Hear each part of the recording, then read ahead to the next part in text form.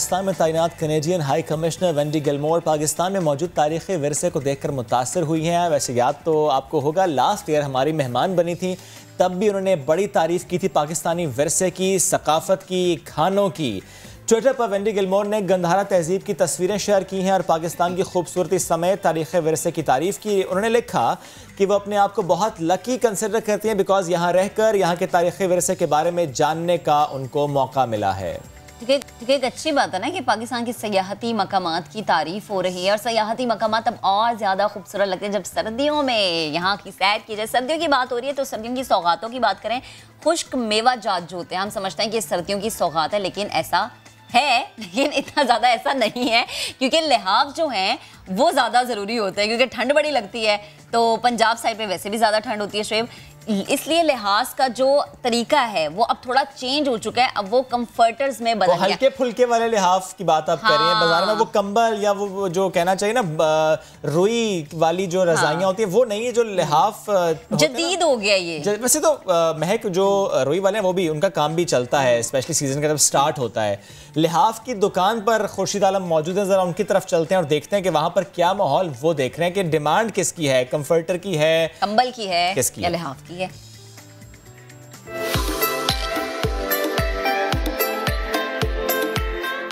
बाजार में मुख्तलिफ अक़साम के कंबल और रज़ाइयाँ मिलने के बावजूद रुई से तैयार लिहाफ आज भी हमारी रवायत का हिस्सा हैं। सर्दी से बचाने के लिए रुई के लिहाफ अब गो के बहुत कम नज़र आते हैं, लेकिन जो इक्का दुक्का दुकानें शहर में मौजूद हैं, हम उन दुकानदारों से मालूम करेंगे कि अब लिहाफ ख़रीदने वाले कितने आते हैं और उनकी कीमतों का क्या अहवाल है। पहले अगर आपका सीज़न होता था तो पिछले बरसों में कितने लिहाफ बिक जाया करते थे। अब बहुत सारे गद्दे, लिहाफ और रज़ाइयाँ और ब्लैंकेट आ गए हैं बाज़ार में, तो कोई आपके कारोबार में फ़र्क पड़ा है? बहुत काम है, पहले बहुत काम था लेकिन अब कम हो गया, काफ़ी कम हो गया। उसकी वजह क्या है? सीजन वाइज काम है। अब जाहिर है वही है कि मतलब है कि लिहाफ, कंबल, कंफर्टर, यही चीज़ है। क्या कीमत क्या है वैसे आजकल सिंगल लिहाफ, डबल लिहाफ वगैरह की? सिंगल लिहाफ की है 1000 रुपये, गद्दे की कीमत है 850। डबल लिहाफ ये 1500 1800। रुई क्या सब मिल रही है सर आजकल बाज़ार में?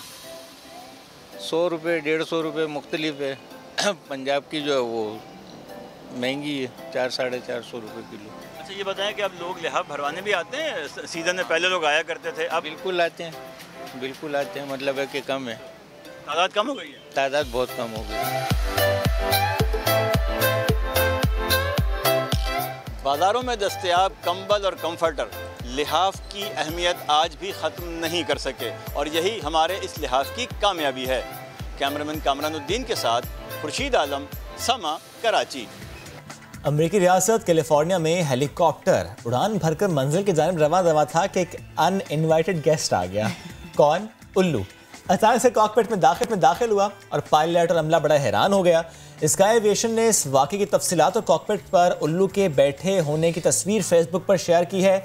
एल्पाइनर ने कहा है कि खदशा था उनको कि उल्लू कॉकपिट के गिर्द उड़ना शुरू कर देगा, लेकिन हैरानकुन तौर पर वो तसल्ली के साथ, जैसे वाकई एक गेस्ट के तौर पर वो आया है, वो बैठ गया, वो देख रहा था कि हो क्या रहा है, ये हेलीकॉप्टर उड़ता कैसे है। वो तसल्ली से बैठ के उसने मुआयना किया, जायजा लिया। खामोशी के साथ ना, या हो सकता है वो कुछ सीख रहा हो, क्योंकि दुनिया जितनी तेजी से आगे जा रही है ना कुछ वो भी सीख रहा होगा और आने वाले दिनों में कोई खबर बन जानी है। एक और खबर है, बर्तानिया में 10 साल लड़के ने लोगों की जान बचाने के लिए अनोखा तरीका अपनाया और इस तरीके के जरिए उसने हजारों पाउंड्स चैरिटी जमा की है। मैक्स नामी लड़के ने टेंट में 200 दिन गुजारे और गरीबों की जान बचाने के लिए चंदा जमा किया है।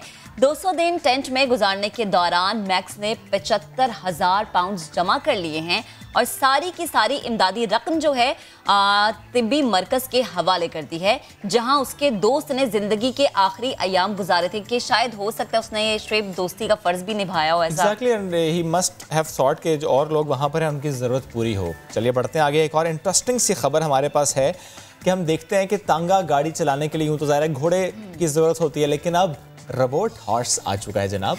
सोशल मीडिया पर एक वीडियो वायरल हो रही है, इसमें देखा जा सकता है कि रोबोट बड़ी महारत के साथ तांगा गाड़ी चला रहा है। रोबोट के इस तरह तांगा चलाने की वीडियो इसको बहुत ज़्यादा पसंद किया जा रहा है। और इससे पहले हमने 2 मिनट पहले हमने उल्लू की बात की थी कि उल्लू क्या सीख रहा है, लेकिन रोबोट भाईजान ने सीख लिया कैसे। मैंने कहा ना आपको कि कुछ ना कुछ होने वाला, उल्लू भी कुछ सीख ही रहा होगा। वैसे आप अभी टांगे में बैठे हैं? यस। अच्छा, not in Karachi but in Punjab. बहुत ही पुराने आप तो। आगे बढ़ते हैं। कुछ ऐसी बात है कि बाज़ औक़ात नायाब और बहुत कम पाए जाने वाले जानवरों की वीडियोस और तस्वीर हम इंटरनेट पर देखते हैं और हम सोचते हैं, इस गुमान में हम मुब्तला होते हैं कि वाकई क्या इस तरह के जानवर भी दुनिया में पाए जाते हैं। हमें तजस्सुस होता है, हमें क्यूरियोसिटी पैदा हो जाती है और फिर जब उनकी वीडियो सामने आती है तो हम ये चाहते हैं कि बहुत सारे लोगों तक पहुंचे, बहुत सारे लोग इसे देखें। ऐसा ही कुछ हाल ही में नजर आने वाले एक नायाब और सफ़ेद नन्हे, ये सफ़ेद रंग का कछुआ है, छोटा सा बिल्कुल मुन्ना सा। इसकी तस्वीर वायरल हुई और अमरीकी रियासत जनूबी कैरोलिना के कस्बे क्यावा आइलैंड के एक फेसबुक अकाउंट होल्डर ने हाल ही में एक सफेद कछुए के बच्चे की तस्वीर शेयर की है जिसे खूब देखा जा रहा है। सफेद कछुआ, इसका रंग इस वक्त नायाब है क्योंकि इस तरह के रंग में कभी कछुआ जो है वो देखा नहीं गया। शोएब, आपने देखा है? चेक कर ले महक, ये ना हो कि वाइटनिंग के इंजेक्शन लगवाए हो इस कछुए ने। You never know. आपने कहा ना बहुत कुछ हो रहा है, क्या पता उस कछुए पे कोई तजर्बा हुआ हो। एनो की रोला नहीं, ऐसा नहीं, मुझे नहीं लगता। तजर्बा शायद किया हाँ, ये हो सकता है, लेकिन मुझे नहीं लगता। ये अल्लाह ताला की कोई खूबसूरत सी जो है वो एक तख्लीक है, इसमें कोई शक नहीं है। आगे बढ़ते हैं और जैसे कि शोएब ने ब्रेक पर जाने से पहले बात की थी कि पाकिस्तान भी बहुत आगे जा रहा है, पाकिस्तान भी बहुत ज्यादा तरक्की कर रहा है। एजाज़ात की सरजमीन अब पाकिस्तान को कहा जाए शोएब तो गलत नहीं है। कुदरती हुस्न से माला माल तो हमारा मुल्क है ही, कई खेलों में हम नाम कमा चुके हैं, लेकिन अब नया एजाज क्या हमें मिलने वाला है। पाकिस्तान बेसबॉल में दुनिया का बुलंद तरीन मकाम बनने के लिए तैयार है। 29 अक्टूबर 7310 फीट की बुलंदी पर स्कर्दू में शेड्यूल इंटर डिस्ट्रिक्ट चैंपियनशिप के इफ्तिताही मैच के साथ ही पाकिस्तान अमेरिका से बुलंद तरीन बेसबॉल ग्राउंड रखने का एजाज छीन लेगा। पहले ये एजाज अमेरिका के पास है कोलोराडो में, लेकिन अब जो है वो पाकिस्तान को मिल जाएगा। हमें इसी टॉपिक पर बात करने के लिए ज्वाइन किया secretary baseball association Tahir Hussain साहब ने। बेहद शुक्रिया आपके वक्त का। सर, चंद दिन की बात है, 3-4 दिन पाकिस्तान बेसबॉल के लिए सुनहरी दिन होगा। थोड़ा सा बताएंगे उस इवेंट से मुताल्लिक क्या तैयारियां हैं, कौन कौन शरीक हो रहा है? जी सर, अस्सलाम वालेकुम। गिलगित बल्तिस्तान में जो ये इवेंट ब्रेक करने जा रही है पाकिस्तान और स्पेशली गिलगित बल्तिस्तान के लिए बड़ी खुशाइन बात है। और मैं स्पेशली पाकिस्तान फेडरेशन बेसबॉल के प्रेसिडेंट जनाब सैयद फ़खर अली शाह साहब का बेहद मशकूर हूँ और गिलगित बल्तिस्तान बेसबॉल एसोसिएशन के जो वर्कर्स हैं जो वो दिन रात मेहनत कर रहे हैं और इस इवेंट को ब्रेक करने के लिए, इससे पाकिस्तान का पॉजिटिव इमेज दुनिया को देखने को मिलेगा। जी ठीक। अच्छा, ये कहिएगा कि इतनी बुलंदी पर, इतनी ऊंचाई पर ये होना, प्लानिंग में कितनी मुश्किलात थी, कौन कौन सी ऐसी चीजें थी जिनका आपको सामना रहा? जी, मैं असल में ये बहुत सी मुश्किलात हमें आई क्योंकि हमारे पास टाइम ही बहुत कम था। लेकिन हमारे जो फेडरेशन के प्रेसिडेंट और हमारी जो यहाँ टीम काम कर रही थी दिन रात मेहनत करके, सुबह 9 बजे से रात 1-2 बजे तक पेनाफ्लेक्स के डिज़ाइन से लेकर यहाँ पर जो स्पॉन्सर्स हमारे उनसे, हमारे जो यहाँ पर सियासी वर्कर है, सियासी जो बंदे हैं उनसे हमारी मुलाकातें, बस इतनी टफ टाइम में जो है ना इतना बड़ा वो करना हमारे लिए मुश्किल था, लेकिन हमने इसको आसान बना दिया। जी क्या बात है। लेकिन मुझे ये बताएं कि क्या सोचा और किसने सोचा कि सबसे ऊंचा मकाम सिलेक्ट करना है इस बेसबॉल के लिए? क्यों सोचा गया ऐसा? जी, क्योंकि हम जो हमारे पाकिस्तान फेडरेशन के प्रेसिडेंट हैं उन्होंने हमसे ये बात शेयर की कि हमने ये रिकॉर्ड जो है ना वो ब्रेक करना है। तो हमारे पास दिन भी कम थे, तो इस वजह से हमने बहुत मेहनत की और दिन रात एक करके इस इवेंट को कामयाब करने के लिए अभी भी लगे और चंद दिन रह गए। इंशाल्लाह इस इवेंट को उसको हम ब्रेक कर देंगे इंशाल्लाह। और मेहनत रंग लाती है और वो नजर आ रहा है। ये वही वाला हिसाब हो गया ना कि वक्त कम था, मुकाबला सख्त था। अच्छा, ये कहिएगा कि कितनी टीमें हिस्सा ले रही हैं अब? जी, इसमें 4 टीमें हैं। जो बल्तिस्तान रीजन है वहाँ से शिगर है, खपुलू है, खरमंग है और स्कर्दू, ये 4 टीमें इसमें पार्टिसिपेट कर रही हैं। वो सारी टीम्स ऐसी हैं जिनको उस मौसम का मुकाबला करना आता है। अगर आप कराची की टीम बुला लेते या लाहौर की टीम बुला लेते तो जरा मुश्किल हो जाती। जी, क्योंकि इसमें हमारी जो 31 अक्टूबर को जो है वो हमारी पाकिस्तान ग्रीन और पाकिस्तान वाइट जो टीम है वो भी आ रही है 31 नवंबर को, जो 31 को हमारी इन दोनों के दरमियान जो है एग्जीबिशन एक मैच भी होगा। ओके, चीफ गेस्ट कौन है? चीफ गेस्ट हमारे अभी में जो हमारे गवर्नर है उनसे हमारी बात चल रही है। आज तकरीबन 12 बजे हमारी उनसे मीटिंग है। ओके, तो अगर वो हाँ करते हैं तो फिर वो होंगे, नहीं तो फिर हमारे जो पाकिस्तान ओलंपिक के जो प्रेसिडेंट। अच्छा, थोड़ा सा बताएंगे अब क्या, अब जब हम बात करें, आप उसी स्पॉट पर मौजूद हैं यानी उसी ग्राउंड में मौजूद हैं या किसी और स्पॉट पर हैं आप इस वक्त? नहीं, ये इस वक्त मैं ऑफिस में हूँ जहाँ पर हमारे जो एसोसिएशन की टीम वर्क करती है। ओके, अब मुझे ये बताएं कि कितना बड़ा रकबा है ये जहाँ पर ये आपने इस्टेब्लिश किया है, कितने लोग यहाँ पर बैठकर इस मुकाबले को देख सकते हैं, और यहाँ पर पहुँचना क्या ये ज़्यादा मुश्किल तो नहीं है? नहीं, मुश्किल इतना नहीं है क्योंकि ये स्कर्दू सिटी के मेन जो बाजार के साथ ही जो हमारा ग्राउंड है शाहीन ग्राउंड में, जी वहाँ पर हो रहा है। ऑलरेडी ग्राउंड था? जी, वो ग्राउंड हमारे पास यहाँ पर है काफ़ी, लेकिन जो गवर्नमेंट इसके ऊपर अगर वर्क करे तो अच्छे से अच्छा ग्राउंड यहाँ बन सकता है, क्योंकि ये स्कर्दू बेसिकली पहाड़ी, मैदानी और दरिया, ये समंदर वगैरह, यानी मुख्तलिफ टेरेन्स तो यहाँ पर है, लेकिन यानी ऑलरेडी ग्राउंड था, आप लोग सिर्फ एक मुकाबले का इनेकाद करेंगे और उसे एक हैसियत दी जाएगी कि ये बेसबॉल ग्राउंड है, ऐसा ही है, कोई नया ग्राउंड नहीं है? क्योंकि यहाँ पर क्योंकि यहाँ पर स्पोर्ट्स पे उससे स्पेशली बल्तिस्तान रीजन में स्पोर्ट्स के ऊपर उस तरह से काम नहीं हो रहा, तो ये ग्राउंड तकरीबन कुछ 6-7 ग्राउंड ऐसे हैं जिनके ऊपर वर्क अभी हुआ नहीं है, तो बस ये कि गली मोहल्ले के बच्चे वहाँ खेलते हैं। जी अच्छा, ये कहेगा अभी सर्दी है वहाँ पर, यकीनन होगी है, तो कितना टेम्परेचर है और जो आने वाले वक्त में है मौसम का हाल बताने वाले क्या बता रहे हैं कि जिस दिन मुकाबला उस दिन कितनी सर्दी हो सकती है? सर्दी तो दिन को जो है ना वो नॉर्मल है जब सूरज निकला होता है, लेकिन रात को और सुबह के टाइम पे जो है ना अच्छी खासी ठंड है, और टेम्परेचर इस वक्त होगा तो 2-3 टेम्परेचर होगा। जी अच्छा, और जिस दिन ये इवेंट है उस दिन का कुछ पता चल सका कि उस दिन क्या होगा? उस दिन भी मौसम साफ है और इंशाल्लाह इतनी ठंड नहीं होगी। ठीक है, ताहिर बेहद शुक्रिया, साथ मौजूद थे आप सेक्रेटरी बेसबॉल एसोसिएशन। इवेंट का आप लोग इनेकाद करने जा रहे हैं, गवर्नर साहब की बात चल रही है, बहुत अच्छा लगा आपसे बात करके। बढ़ते हैं आगे, मेड इन पाकिस्तान की बात हम अक्सर करते हैं, और अब पाकिस्तान की जब हम इतनी बात कर रहे हैं कि किस किस मैदान में हम आगे बढ़ रहे हैं, तो हम डिजिटल वर्ल्ड में कितना आगे बढ़ रहे हैं। पाकिस्तान के लिए अच्छी खबर यह है कि नेटफ्लिक्स हो, वूट हो, ZEE5 हो, इस तरह के जो ऑनलाइन स्ट्रीमिंग प्लेटफॉर्म्स हैं, पाकिस्तान उनका पैरेलल प्लेटफॉर्म लॉन्च करने के लिए अब तैयार है। वफाकी वजीर बराए साइंस और टेक्नोलॉजी फवाद चौधरी साहब के मुताबिक पाकिस्तान का पहला OTT over the top launch होने जा रहा है। पैमरा को कह दिया है कि वो मवाद से मुतालिक गाइडलाइंस तैयार कर ले। वीडियो स्ट्रीमिंग प्लेटफॉर्म्स बाकायदा तौर पर कब तक लॉन्च कर दिया जाएगा, सब्सक्रिप्शन चार्जेस क्या होंगे, मवाद कैसे इस पर मॉनिटर किया जाएगा, इन तमाम सवालों का जवाब जानने के लिए हमें ज्वाइन किया है वफाकी वजीर फवाद चौधरी साहब ने। फवाद साहब, गुड मॉर्निंग, कैसे हैं आप? अस्सलाम वालेकुम। फवाद साहब, बहुत अच्छी खबर है, सुन के बहुत अच्छा लग रहा है। थोड़ा सा बताइएगा कि इसके बारे में अब तक कितनी वर्किंग हो चुकी है, एग्जैक्टली कोई डेट अनाउंस कर सकते हैं कि ये लॉन्च हो जाएगा? अच्छा, पहली बात तो ये आप ज़हन में रखिए कि ये कोई हुकूमत का कोई प्रोजेक्ट नहीं होगा, ना ही गवर्नमेंट के इस तरह के प्रोजेक्ट्स जो हैं वो गवर्नमेंट को करने चाहिए। हम तो सिर्फ प्राइवेट सेक्टर को इनेबल कर रहे हैं कि वो आएंगे और वो अपना कंपनी लॉन्च करें और इस मामले को आगे लेके चलें। हमारा जो कोऑपरेशन है या जो हमने किया है वो ये है कि इसके 2 पार्ट्स हैं। एक टेक्नोलॉजी पार्ट है और एक कंटेंट पार्ट है। टेक्नोलॉजी जो है वो इसलिए इम्पोर्टेंट है कि ओवर द टॉप में फॉर एग्जांपल नेटफ्लिक्स है, आपने देखा होगा कि जब उनका मूवी या ड्रामा चलता है तो वो चाहे इंटरनेट स्लो भी हो तो वो रुकता नहीं है, क्योंकि उसकी जो कंप्रेशन टेक्नोलॉजी है वो इतनी अच्छी होती है कि उससे जो इंटरनेट अगर थोड़ा स्लो भी हो तो वो उस पर रुकता नहीं है और उसका कंटेंट जो है वो प्रॉपर जैसे बाकी टीवी चलते हैं वैसे चलता रहता है। सो एक तो ये कंप्रेशन टेक्नोलॉजी हमने अपनी जो है वो उसके ऊपर काम करवाया, और दूसरा जो हिस्सा है वो है सर्वर्स का। इंटरनेट, क्योंकि ये डाटा बहुत हैवी होता है, सो इंटरनेशनल सर्वर्स जो है वो बड़े महंगे पड़ते हैं जब आप उनमें अपना ये डाटा रखेंगे, तो हम सर्वर्स प्रोवाइड करेंगे।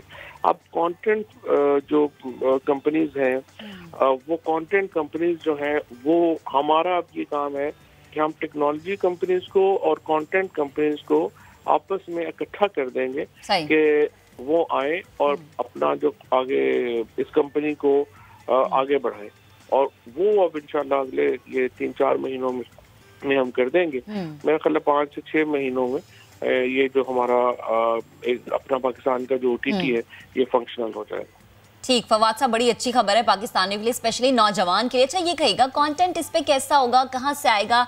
क्या हम ये देखेंगे कि पुरानी अंग्रेजी फिल्में अपलोड कर दी गई हैं या तुर्की के ड्रामे होंगे इसके ऊपर, या पाकिस्तान की अपनी कोई नई चीज होगी? ये सब कुछ भी होगा। अच्छा। और पाकिस्तान की अपनी चीजें जो है वो होंगी। इस वक्त जो पाकिस्तान में जो नेटफ्लिक्स है या अमेजोन है उस पर प्रॉब्लम ये आ रही है कि पाकिस्तानी कंटेंट जो है वो वहाँ बिकता नहीं। रही सही कसर फिर हमारे अपने हम पैमरा और सेंसरशिप में पूरी कर देते हैं। वो तो अभी भी होगी फवाद साहब।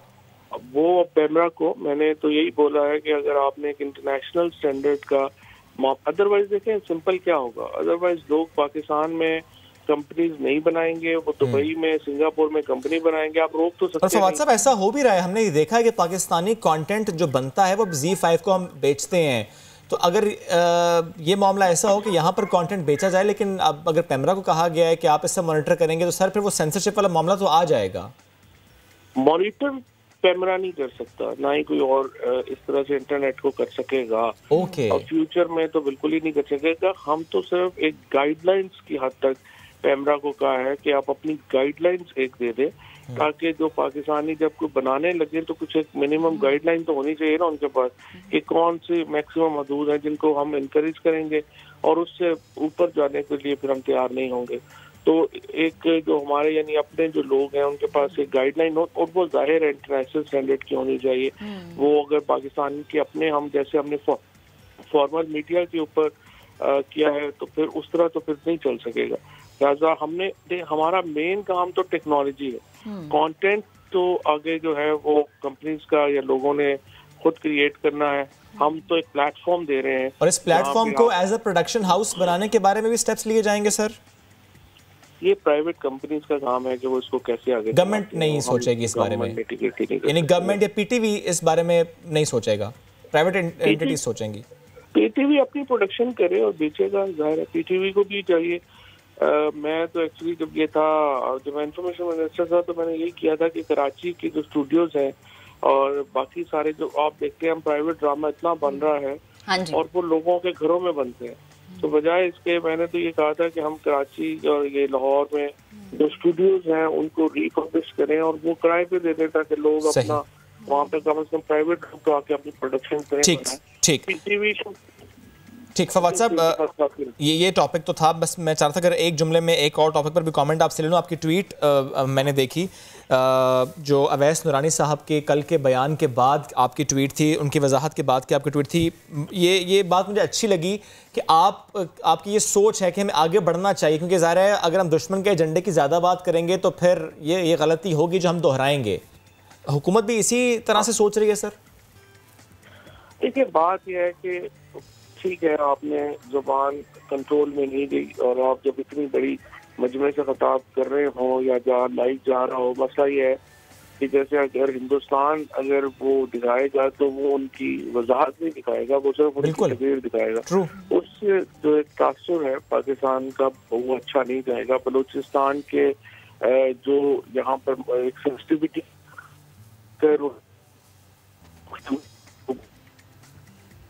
नजराना दी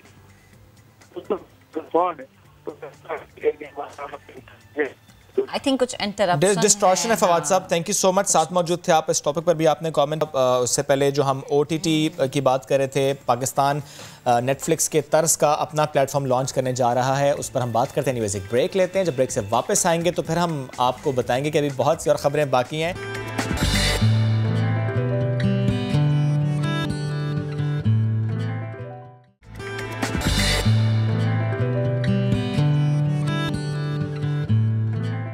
वेलकम बैक वंस अगेन। अब जरा नए टैलेंट की बात करते हैं। कवाली के बादशाह मरहूम नुसरत फतेह अली खान भले ही हमारे दरमियान मौजूद नहीं है, मगर पूरी दुनिया आज उनकी मोहतरफ है। हेलो, थोड़ा सा बताएंगे कैसा मौसम है वहाँ पर? मौसम थोड़ा ठंड होना स्टार्ट हो गई है। Okay. मौसम ने अपना रंग बदल दिया है। क्या बात है। और इस मौसम में आप जो है ना एक और रंग लगाते हैं, वो आपकी आवाज़ से लगता है। बहुत शुक्रिया जनाब। थोड़ा सा बताएंगे नुसरत फ़तेह अली ख़ान के अंदाज़ को अपनाना, उनकी कवालियों को गाना, ज़ाहिर है ये आसान बात नहीं है उस्ताद नुसरत फ़तेह अली ख़ान को सीखना। आपको ये शौक़ कैसे पैदा हुआ कि अच्छा गायकी का शौक़ तो हो गया लेकिन मेरा जो इंटरेस्ट है वो इस तरफ है, मुझे नुसरत फ़तेह अली ख़ान की तर्ज पर गाना है? देखिए, कोई भी म्यूजिक लवर होगा, कोई भी जो म्यूजिक स्टूडेंट होता है या म्यूजिक इवन लिसनर भी, वो फ़तेह अली ख़ान को सुने बगैर आगे नहीं बढ़ सकता। तो उनका एक अलग ही लेवल है और उनकी कलाम में जो कशिश है, जो स्पिरिचुअल कनेक्शन है, वो ऐसा है कि हम उनको इग्नोर नहीं कर सकते। और इवन मैं आपको एक किस्सा बताऊं कि मैं जब छोटा सा था तब 4th या 5th में पढ़ता था तो उनके गाने सुन के रो दिया करता था। और 4th के 5th वाला बच्चा जिसका दिल नहीं टूटा था फिर भी रोता था। तो आप ये सोचेंगे जो आम इंसान सुनते होंगे तो उनकी क्या हालत होती होगी। तो उसमें वो एक कनेक्शन है जो हम सबको जोड़ता है और वो बेमिसाल है। इस वजह से मैंने उनको सुनना शुरू किया और गाना शुरू किया और अल्हम्दुलिल्लाह लोगों ने पसंद भी किया। सही। तो वकार, जैसे कि आप कह रहे हैं कि 4th या 5वीं क्लास से आपका ये शौक डेवलप हुआ, तो जब भी किसी महफिल में आप कोई गीत नुसरत फ़तेह अली ख़ान साहब की गाते हैं या कोई कवाली गाते हैं तो रिस्पांस आपको कैसा मिलता है? हमेशा ही एक अलग अलग रिस्पांस होता है। देखें, हर महफिल की सेट पैटर्न होता है कि आप पहले थोड़ा सा गजल गाएंगे, फिर थोड़ा सा अलग माहौल बनाएंगे, पंजाबी गाएंगे, डांस करवाएंगे, और फिर जब वो सारे मदहोश हो जाएंगे, एक अलग लेवल पे पहुंचेंगे तो फिर फ़तेह अली ख़ान गाएंगे। क्या तो फ़तेह अली ख़ान बात के नाम करा, मैंने कहा कि ऐसी बात है कि वो, और हम तो हिंदी उर्दू समझने वाले लोग हैं। जो इवन के हिंदी उर्दू नहीं समझते, अंग्रेज लोग आप देखें वो भी झूमते हैं, वो भी उस धुन में मस्त होते हैं। तो वो किसी भी महफिल में गाएं, वो हमेशा उनके कलाम अच्छे से सुनते हैं लोग। तो क्यों ना थोड़ी सी छोटी सी एक महफिल लगा ली जाए? जी जरूर। जो काली काली जुल्फों, उनका एक बहुत फेमस गाना है, वो प्ले कर रहा हूँ आपके लिए। हमें हम सताए हुए हैं, बहुत जख्म सीने पे खाए हुए हैं, न छेड़ो हमें हम सताए हुए हैं, सितमगर सीने पे खाए हुए हैं, सितमगर हो तुम खूब पहचानते हैं, तुम्हारी अदाओं को हम जानते हैं, दगाबाज हो तुम सितम डालने वाले, मजे पे मोहब्बत में उलझाने वाले, ये रंगी कहानी तुम्ही को मुबारक, तुम्हारी जवानी तुम्ही को मुबारक, हमारी तरफ से निगाहें हटा लो, हमें जिंदा रहने दो ऐ हुस्न वालो, काली काली जुल्फों के फंदे न डालो, काली काली जुल्फों के फंदे न डालो, हमें जिंदा रहने दो ऐ हुस्न वालो, काली काली जुल्फों के। जबरदस्त, क्या बात है वकार, ये किसी को पैगाम था? नहीं, ऐसा कुछ नहीं है। ऐसा कुछ नहीं है। अच्छा ये बताएं, मौसीकी के अलावा क्या क्या शौक है आपके? मैम, खाने का बड़ा शौक है, मैं कुछ भी खवाया हुआ आप मुझसे, और इवन के मेरा बड़ा शौक है कि मैं किसी दिन कराची पहुंचूं और कराची का स्ट्रीट फूड जो है वो ट्राई करूं। अक्सर वीडियोस में देखते रहते हैं वहाँ का जो स्ट्रीट फूड है काफी फेमस है, तो ख्वाहिश है कि कभी वहाँ पहुंचेंगे और दबा के खाएंगे। खाते हैं आप, जब भी कराची आएंगे शेब आपको हर जगह लेके जाएंगे। अरे मैम बहुत शुक्रिया। नहीं, आपको लेकर जाएंगे कराची तक तो इंशाल्लाह आप आएंगे, लेकिन मुझे बताएं कि कराची से पहले और पहले और पहले और पहले आज़ाद कश्मीर, वहाँ पर आपके रिश्तेदार भी हैं? हाँ बिल्कुल, एक अगस्त ऐसी आई थी कि हमारे घरों में जो है एक दरार खींच के चली गई, कुछ लोग वहाँ रह गए, कुछ लोग यहाँ रह गए। खैर मेरे सारे कजन्स जो हैं वो पाकिस्तान में हैं, हाफ ऑफ द फैमिली जो है पाकिस्तान में है। आप पाकिस्तान आए हैं कभी? चाहूँगा कयूम भाई है जी, नहीं कभी नहीं, पर ख्वाहिश बड़ी है कि कभी आए, उनसे मुलाकात हो, और होप के जो हालात हैं वो भी बेहतर हों कि हम एक बार फिर एक टेबल बैठ के सब खाना खाएं। और मैं उन सब के लिए मैसेज है, कयूम भाई हैं, मंजूर भाई हैं मेरे वहाँ पे, हमीद भाई, डॉक्टर मारिया, कि वी रियली मिस यू, और इंशाल्लाह ऐसा वक्त जरूर आएगा कि हम एक दिन फिर साथ में बैठेंगे, सब फैमिली लोग सब मिल के बैठेंगे, और दोनों जो मुल्क की टेंशन है वो कम होंगी और अमन होगा इंशाल्लाह। ये तो आपकी ख्वाहिश है। कुछ सबके नाम ले लें, खाला, चाची, मामी, के रिश्तेदार, उनकी मोहब्बत है, मिलना चाहते हैं, फिर से बैठना चाहते हैं, ये जरूरी है, बहुत जरूरी है। उनका कजन इस टाइम टीवी पे है तो उनका नाम लेना बहुत जरूरी है वकार। लेकिन हमारी भी ख्वाहिश है यार, हमारी भी ख्वाहिश है कि हम भी वहाँ पर आएँ, पुलवामा आएँ, श्रीनगर आएँ, घूमें फिरें। आप हमें घुमाएंगे? जरूर जनाब, जरूर सर, आंखों पर। किन किन स्पॉट्स पर लेकर जाएंगे जरा बताएंगे जरा। हम तो सुनते हैं जन्नत नजीर वादी है कश्मीर, खूबसूरत वादी है कश्मीर, बड़े स्पॉट्स हैं वहां पर। कौन कौन से स्पॉट्स हैं मकबूजा वादी में जो कि आपको लगता है कि कोई भी आए तो वहां पर लाजमी घूमे फिरे? देखिए, कश्मीर का मौसम, हर मौसम में एक नया रंग होता है और हर जगह का एक नया रंग होता है। तो एक कोई ऐसा स्पॉट नहीं है, अल्लाह पाक ने पूरी दुनिया में एक ऐसा स्पॉट बनाया है कश्मीर की। एक ट्रेलर दिखाया हमें कि आगे जाके जन्नत पूरी फिल्म कैसे होगी। तो ये वैसे ही आप किसी भी जगह चले जाएं कश्मीर में, नॉर्थ में जाएं, साउथ में जाएं, बहुत सारी ऐसी जगह हैं कि हर एक का अपना रंग है, हर एक की अपनी एक स्पेशलिटी है। तो आप जब भी आएंगे इंशाल्लाह जरूर आपको घुमाएंगे, पूरा कश्मीर घुमाएंगे, खिलाएंगे भी आपको, और पैसे भी हम देंगे, टेंशन ना लीजिए। इंशाल्लाह इंशाल्लाह।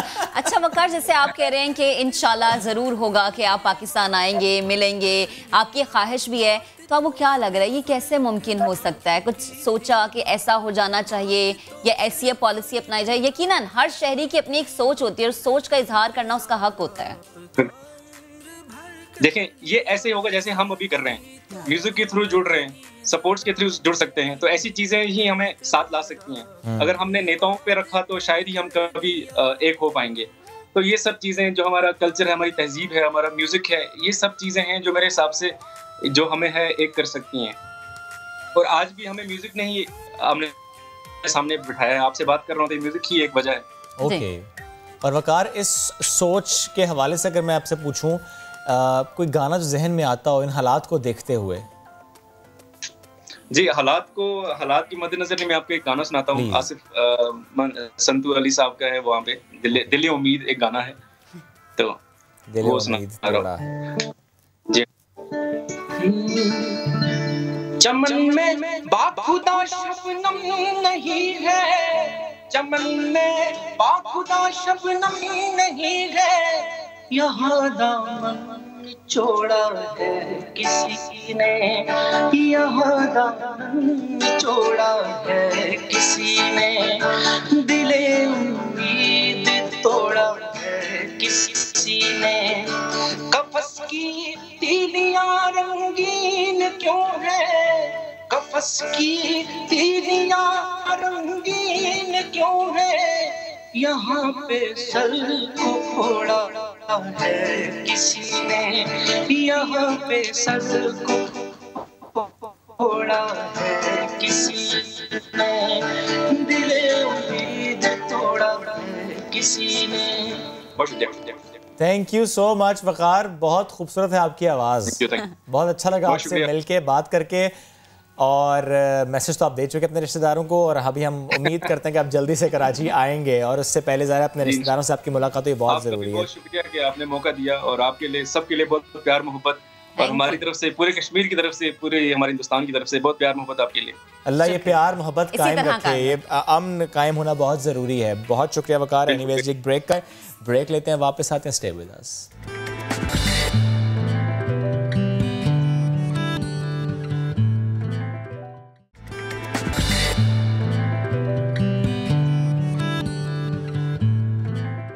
Welcome back. अब आपको सैर करवाएंगे, उन मंजिलों के साथ चलते हैं जहां पर चांद तारों को लिए मट्टी में उतरा है। हसीन वादियां हैं, सरसब्ज कोहसार हैं और बहते झरने।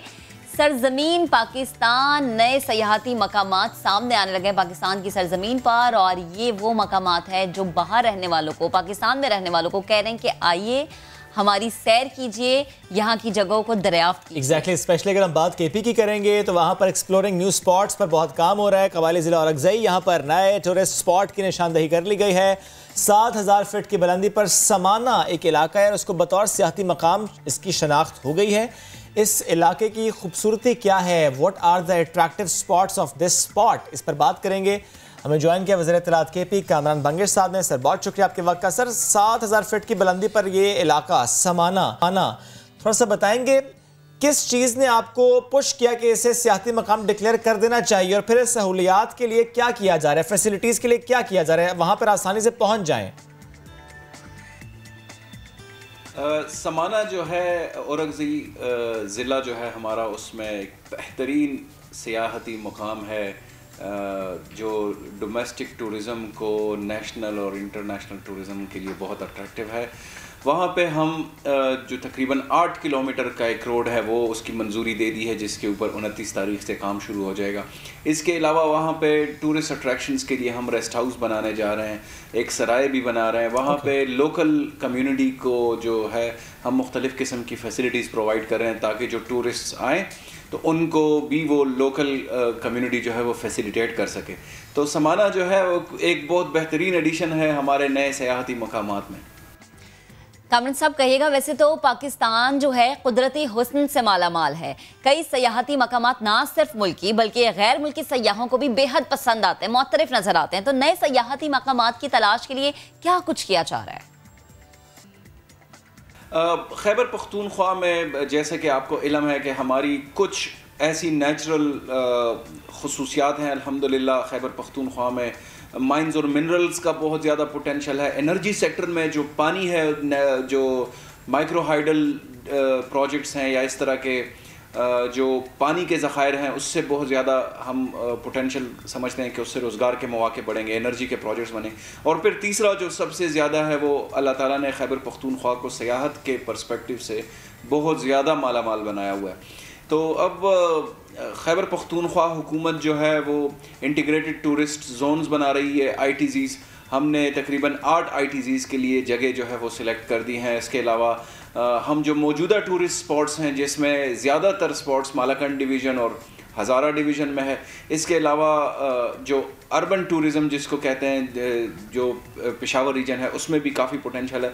तो हम ओवरऑल इसके ऊपर एक इंटीग्रेटेड काम कर रहे हैं कि हम ज़्यादा से ज़्यादा टूरिस्ट एरियाज़ को डेवलप कर सकें और उनको अकॉर्डिंगली हम इतना प्रमोट करें कि यहाँ पे रोज़गार के मौके पैदा हों, यहाँ पे जो हमारी रीब्रांडिंग एक हो जाए खैबर पख्तूनख्वा की कि एक बहुत बड़ा पैराडाइम शिफ्ट है यहाँ पे कि खैबर पख्तूनख्वा को एक अंदाज से देखा जाता था। अब टूरिज़म के हवाले से जो अल्लाह ताला ने हमें नवाजा है, अब लोगों में खैबर पख्तूनख्वा का पर्सपेक्टिव जो है वो चेंज हो जाए। बिल्कुल सर, अगर कोरोना ना आता तो इस साल पाकिस्तान में बहुत ज़्यादा टूरिज़म होना था, हम एक्सपेक्ट कर रहे थे।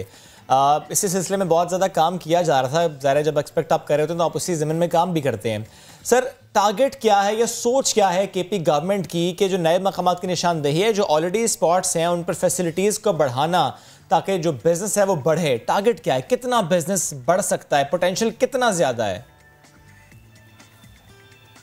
नए मकामात की जो निशानदेही हो रही है या उनको हम डेवलप कर रहे हैं, उससे यकीनन लोकल कम्युनिटी को रोज़गार के मौके मिल रहे हैं। उधर की जो है इकोनॉमी में काफ़ी मुस्बत नताइज सामने आ रहे हैं और इससे अल्टीमेटली वहाँ पे जो रोज़गार के और जॉब्स के नए एवेन्यूज़ खुल रहे हैं, इससे बहुत ज़्यादा फ़ायदा होगा। वहाँ पे एक रिस्पेक्टेबल लाइवलीहुड्स जनरेट होंगे लोगों के लिए। तो मैं ये समझता हूँ कि ये खैबर पख्तूनख्वा को जो अल्लाह ताला ने जिस पोटेंशियल से नवाजा हुआ है, हम उसको अब हकीकी मानों में कैपिटलाइज कर रहे हैं और नेशनल लेवल पे ये अब एक फोकस है कि टूरिज़म एरियाज़ को डेवलप किया जाए, वहाँ पे रोज़गार के मौके और नए टूरिस्ट एरियाज़ जो है आइडेंटिफाई किए जाएँ, जो बहुत ज़्यादा ज़रूरी हैं। क्योंकि अगर आपको मैं खैबर पख्तूनख्वा के हवाले से बताऊँ तो गलियात का एरिया या जो हमारे कागान नारान का जो हज़ारा बेल्ट में हमारे हैं, उसके अलावा अगर स्वात में मालाकंड रीजन में हम देख लें तो स्वात का एरिया या चतराल का, तो इस पे एक मखसूस मौसम में बहुत ज़्यादा इन्फ्लक्स हो जाता है।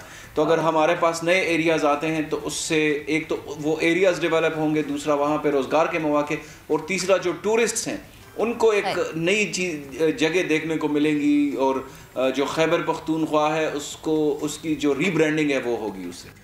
बहुत शुक्रिया। कामरान बंगिश, वज़ीर इत्तलात KP हमारे साथ मौजूद थे और जो नए स्पॉट्स हैं उनके दरियाफ्त से मुताल्लिक मज़ीद फैसिलिटीज़ वहाँ पर हों ताकि लोगों का पहुँचना आसान हो और वहाँ जो लोकल कम्युनिटी है उनको रोज़गार के मौके मिले। बहुत ज़रूरी है कि जब आप किसी नए स्पॉट को लोकेट करते हैं तो वहाँ पर जो लोकल कम्युनिटी उनको सपोर्ट करना बहुत ज़रूरी है, ना सिर्फ KP में बल्कि ये हमने नेशन वाइड देखा है। स्पेशली हम गवादर तक की अगर बात कर लें, बलूचिस्तान की बात कर लें, तो वहाँ पर ऐसे ही हो रहा है। जो लोकल कम्युनिटी है उनको अपलिफ्ट किया जा रहा है, यही सबसे अहम चीज़ है। और इसीलिए जो है बाहर के लोग इस पाकिस्तान आते हैं और पाकिस्तान को इतना पसंद करते हैं।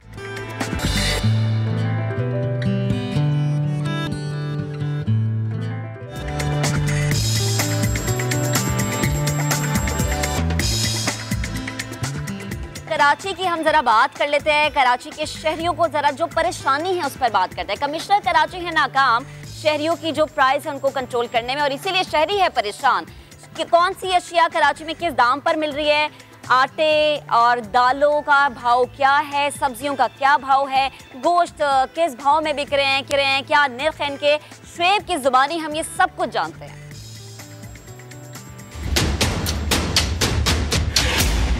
हुकूमत है लेकिन लगता यूं है कि सिर्फ नाम की है। इंतजामिया मौजूद है लेकिन नजर नहीं आती। मुल्क के दीगर शहरों की तरह कराची में भी यूं लगता है कि हुकूमत और इंतजामिया की रेट मौजूद नहीं है। रोजाना सुबह कमिश्नर कराची एक लिस्ट जारी करते हैं कि इस दाम में मिलेंगी सब्जी और फल। उस दाम में किसी शहरी को मिलती नहीं। दुकानदार से सवाल करो तो कहते हैं ये पीछे से महंगी मिल रही है। तो पीछे वालों को कंट्रोल करेगा कौन? अगर आटे की बात करें, चीनी की बात करें, चावल की बात करें, दालों की बात करें, दाम ज़्यादा हैं। क्योंकि जब सवाल इंतजामिया से होता है तो वो कहते हैं कि टाइगर फोर्स भी एक्टिव है, वो शिकायत दर्ज भी करा रहे हैं और हम एक्शन भी ले रहे हैं, हम जुर्माने भी कर रहे हैं। जुर्माने अगर हो भी जाएं तो आवाम को क्या फ़ायदा? आवाम की जेब से तो पैसा जा रहा है, बल्कि कहना ये चाहिए कि ज़बरदस्ती निकाला जा रहा है। क्योंकि जाहिर है बच्चों का पेट भरना है, घर में राशन लेकर जाना है, 2 वक्त की रोटी तो खानी है। ये रोटी बहुत महंगी, सब्जी दालें सब कुछ महंगा हो गया, पहुंच से दूर हो गया। अगर उस लिस्ट से मुतालिक बात करें, उस लिस्ट की मुताबिक से चीज़ें मिल जाएं तो शायद थोड़ा सा रिलीफ मिल जाए। लेकिन अगर उस दाम ही चीज़ ना मिले तो फिर क्या करें? शिकवा करें तो किससे, देखें तो किसकी जानिब?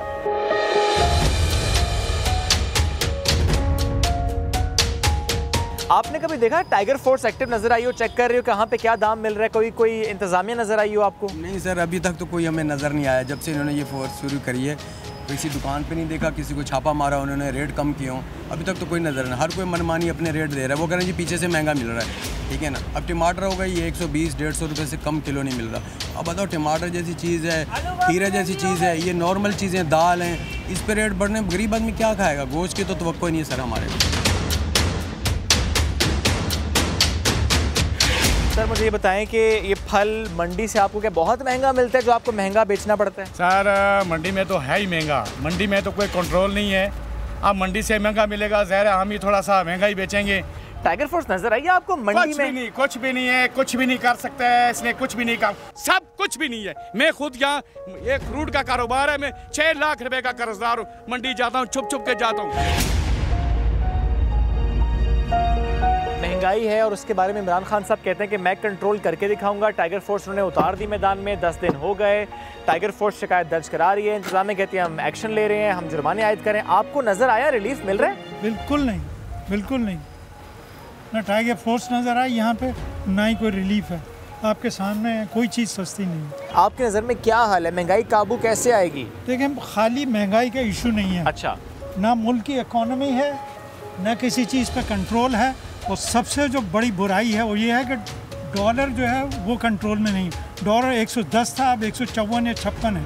जब 50% डे बढ़ गया, आपके तमाम कर्जे जो हैं 50% हो गए। मईशत तो वहीं बर्बाद हो गई। 2.5 साल में आपको लगता है हुकूमत फेल हो गई? फेलियर, कोई उम्मीद बाकी नहीं रही। उम्मीद क्या, इन्होंने जो भी वादे किए कोई भी उसको पूरा नहीं किया इन्होंने। टाइगर फोर्स नजर आई आपको? जी जी मुझे नजर आती है। कहाँ पे? रोडों पे नजर आती है ना। क्या कर रहे होते हैं? मैंने तो ऐसा कुछ नहीं देखा, बस ऐसे घूम फिर रहे होते हैं? ऐसे घूम फिर रहा, यानी टशन दिखा रहे हैं, काम नहीं कर रहे। अगर शिकायत कर रहे होते तो चीजें सस्ती मिलती। हाँ ऑफ कोर्स। कुछ कहना चाहेंगी इमरान खान से, हुकूमत से? ये हुकूमत को ये चाहिए महंगाई को कम करे। किराए के घर वाले कहाँ जाएंगे ये भी तो बताओ। मुझे तो समझ नहीं आती वो लोग किराया दें या खाना खाएं। आटा इतना महंगा, अल्लाह माफ़ करे, हम लोग चलो अफोर्ड करें, गरीब लोग क्या करेंगे? ये देखिए आप, तारिक रोड वाले अफोर्ड कर रहे हो, दूसरे नहीं करते। यहाँ पे ये सोचें जो बिजनेसमैन बैठे हैं वो भी रोड पे आए हुए इस वक्त।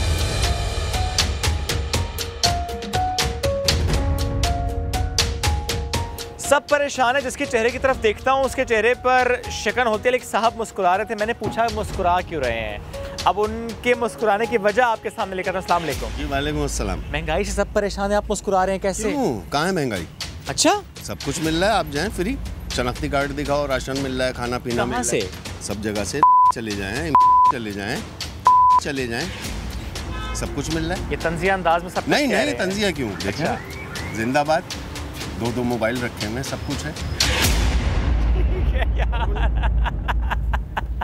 तो इस शख्स ने मुझे हंसने पर मजबूर कर दिया, सरकास्टिक वे में। ज़ाहिर है वो अपना दुख बयान कर गए कि वाकई इस वक्त सिचुएशन बहुत ज़्यादा ख़राब है, हर तबका मुतासर है, सिर्फ गरीब नहीं, हर तबका इस वक्त मुतासर है। क्यों? क्योंकि सरकारी निर्ख पर अमल दरामद नहीं हो रहा। महंगाई की एक बड़ी वजह इसे करार दिया गया है। तभी इमरान खान साहब बार बार एक कहते हैं कि ये माफियाज हैं, ये होल्डर्स हैं, ये मिडल मैन हैं, जो कमा जाते हैं, जो खा जाते हैं, जो फ़ायदा और मुनाफा ले जाते हैं। लेकिन अवाम परेशान है, अवाम को चीज़ें महंगी मिलती हैं। और सवाल ये भी है कि अशाए ज़रूरिया जिनकी एक्सपोर्ट, अगर हम बात कर लें कि एक्सपोर्ट पे हम लोग कहाँ स्टैंड कर रहे हैं, अगर जायज़ा लिया जाए तो मुल्क में सिर्फ आटा और चीनी ये महंगे नहीं, गोश्त महंगा, मिर्चें महंगी, दूध महंगा, ऑयल महंगा, दालें महंगी। और अंदाज़ा इस बात से लगाइए कि जिस घर में आज से कुछ महीने पहले या साल 1.5 साल पहले नाश्ता अगर 500 रुपये का बनता था या आता था, वो बेचारे अब 1000 रुपये में नाश्ता ख़रीदने पर मजबूर हैं। जिस घर में सब्ज़ी 200 रुपये में आ जाती थी, अब 600 रुपये में भी नहीं मिलती। ऐसे हालात में महंगाई को कंट्रोल कैसे किया जाएगा, कौन करेगा, वजूहात क्या हैं? और बुनियादी सवाल ये है कि हुकूमत जो बार बार एक बात करती है, इमरान खान साहब बार बार एक बात करते हैं कि हम डंडा उठाकर खड़े हैं माफियाओं के खिलाफ।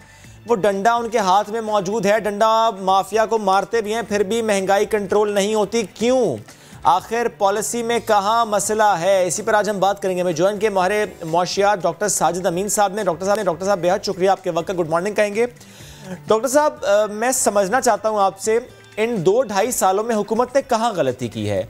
पॉलिसी में कहाँ गलती हुई है? इम्प्लीमेंटेशन में कहाँ गलती हुई है? क्योंकि हम नीयत पर शक नहीं कर सकते। इमरान खान साहब बार बार ये कहते हैं कि मैं कंट्रोल करके दिखाऊंगा महंगाई, 2.5 साल हो गए, गलती कहाँ पर हुई है? बहुत शुक्रिया जी। मेरा ख्याल है एक तो जो जहाँ सबसे पहली गलती हुई वो ये था कि हमने बहुत लेट कर दिया अपनी प्रायोरिटी सेटिंग्स में। अच्छा। किसी भी गवर्नमेंट की जो प्रायोरिटीज़ होती हैं वो बड़ा मैटर करती हैं। तो ये खुशाइंद बात है कि पिछले 1-आध हफ्ते से 1-आध महीने से बहुत ज़्यादा बात हो रही है महंगाई के ऊपर। तमाम मिनिस्टर साहिबान भी मान रहे हैं। शायद आज भी एक कैबिनेट की मीटिंग है जो शायद महंगाई पे फोकस कर रही है। बट मुझे लगता है बहुत लेट हुआ। देखिए, किसी भी चीज़ को सॉल्व करने के या उस प्रॉब्लम को हल करने के 2 से 3 बड़े अहम कंपोनेंट हैं। सबसे पहला तो ये है कि आप कितना जल्दी, कितना टाइमली उस चीज़ को डायग्नोज करते हैं, उस प्रॉब्लम को मानते हैं, आपकी प्रायोरिटीज़ क्या हैं। तो नंबर 1 तो गवर्नमेंट मुझे लगता है प्रायोरिटी सेटिंग्स में लेट हुई। महंगाई पे कम फोकस दिया गया, जो पहले देना चाहिए था वो नहीं दिया गया। तो एक तो ये एलिमेंट था। दूसरा ये था कि उसको रीजंस क्या हैं। लेट्स सी कि हम ये मान लेते हैं कि भाई महंगाई हो रही है, तो उसकी जो सही रीजंस हैं, जब तक आप उसको डायग्नोज नहीं करेंगे तब तक आपके जो सॉल्यूशंस होंगे या जो आपकी जो पॉलिसी होगी वो इतनी इफेक्टिव नहीं होगी। तो मुझे लगता है हमें अगेन वहाँ भी थोड़ा सा इस गवर्नमेंट से ये हुआ कि वो सही जो रीजंस हैं इसकी इन्फ्लेशन की, मौजूदा इन्फ्लेशन की, वो सही तरह से डायग्नोज नहीं हो पाई। जो तीसरा था वो ये है कि आप फिर उसको गवर्न कैसे करते हैं, आप उन पॉलिसी मेजर्स को इम्प्लीमेंट कैसे करते हैं। तो अगर आप लास्ट जो 1-आध हफ्ता पहले जो रिपोर्ट हुई है चीज़ें, अगर आप जो हमारी नेशनल प्राइसेस मॉनिटरिंग कमेटी है, अगर उसकी रिपोर्ट को देख लें तो वहाँ भी जो सबसे अहम फैक्टर जो करार दिया जा रहा है इस इन्फ्लेशन का, वो पुअर मैनेजमेंट और गवर्नेंस है। तो गवर्नेंस में हमसे प्रॉब्लम्स हुई हैं। मसलन अगर आप आटे और चीनी की देख लें तो बेतहाशा उसमें हमसे गलतियां हुई हैं। हमने पहले तो हमारे पास सही नंबर्स नहीं रहे, हमारे पास सही डेटा नहीं आया, टाइमली नहीं आया कि हमारी ज़रूरत क्या है, अवेलेबिलिटी क्या है। तो वो जो सप्लाई चेन थी वो ख़राब हुई। फिर ये था कि हमने उसको जब एक्सपोर्ट की अलाउ कर दिया, फिर जब हमने इंपोर्ट्स करनी थी तो वो डिले हुई। अगर आप इनिशियली देखें तो जो बड़े इंपोर्टर्स को जब वीट की इंपोर्ट्स का कहा गया तो बड़े इंपोर्टर्स को अलाउड किया गया, जो छोटे छोटे इंपोर्टर्स थे उनको इनिशियली अलाउ नहीं किया गया, जिसकी वजह से जो इंपोर्ट का जो टारगेट था वो भी हमारा पूरा नहीं हुआ। तो वो जो एक सप्लाई चेन थी वो ख़राब हुई, पहले एक्सपोर्ट्स की वजह से और फिर डिलेड इंपोर्ट्स की वजह से। और ये सारे का सारा फिर आपका जो है वो प्राइस में रिफ्लेक्ट हुआ।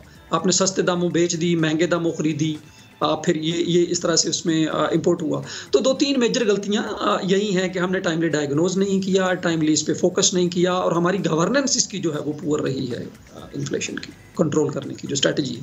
ठीक, डॉक्टर साहब, हमने हमेशा देखा है कि गुड गवर्नेंस और बैड गवर्नेंस की बात की जाती है। आपने भी एक चीज़ यही मेंशन की है, तो प्लीज़ ये भी समझाएगा कि जिस तरह से आप बता रहे हैं कि ये मेजर गलतियां हैं, तो इन गलतियों को सुधारने का तरीका क्या है? क्योंकि एक चीज़ तो हो गई, महंगाई तो बढ़ गई, लेकिन अब उसको कम भी तो करना है। तो इस हवाले से आपके पास क्या मशवरा है?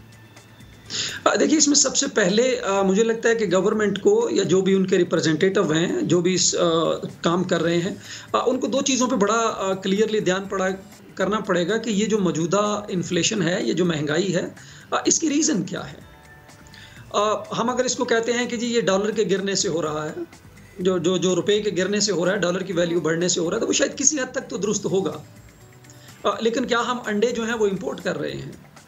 अंडे तो हमारे अपनी लोकल पैदावार है, बट आप उनकी कीमत देख लें पिछले 1 आध हफ्ते में, तो एक तो ये होगा कि इसके रीजंस क्या हैं, उस पे गवर्नमेंट को बड़ा क्लियरली फोकस करना डॉक्टर साहब, आप समझते हैं कि जब हम रीजंस की इतनी ज्यादा बात करें तो उसमें इन्वॉल्व मिडिल मैन है, उसमें इन्वॉल्व माफिया है, मसला बुनियादी तौर पर यही है?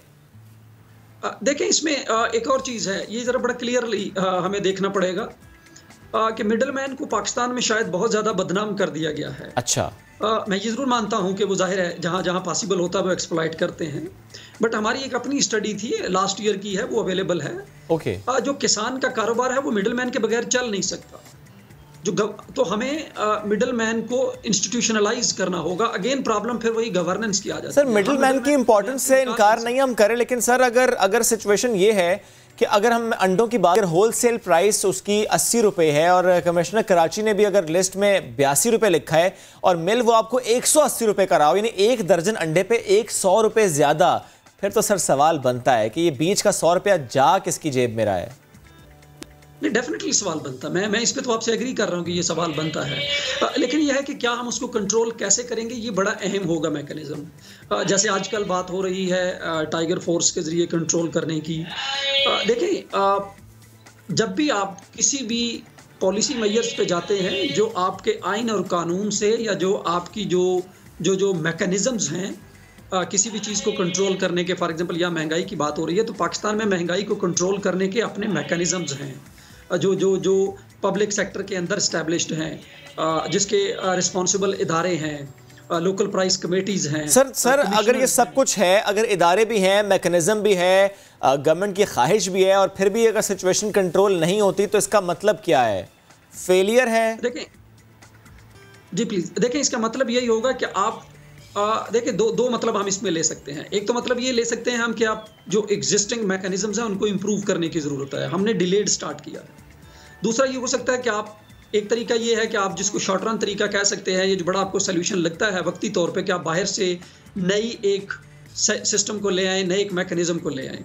बट ये ज़रूर याद रखिएगा, ये पैनिक क्रिएट करेगा, इससे महंगाई कम नहीं होगी। आप पिछले 1-2 हफ्ते में देख लें, महंगाई कम नहीं हुई, बढ़ी है। और आप अभी जो प्रोग्राम में चला रहे थे इंट्रो, आपको खुद नज़र आ गया होगा कि लोग खुद भी यही कह रहे हैं कि हमें वो चीज़ें कहीं नज़र नहीं आ रही जिनका अनाउंस हो रहा है, including tiger force interventions. But इसकी जो अनाउंसमेंट है या ये जो मैकेनिज्म्स हैं, ये पैनिक क्रिएट करेंगे और उससे मजीद महंगाई होगी। तो 2-3 और एक और चीज़ जिसकी तरफ किसी का ध्यान नहीं जा रहा जब हम रीजंस की बात करते हैं, कि जो पाकिस्तान में पिछले 2 साल से एक बड़ा अहम कंपोनेंट है जो मौजूदा महंगाई का, जिसको देखने की ज़रूरत है, वो आपकी इनडायरेक्ट टैक्सेशन है।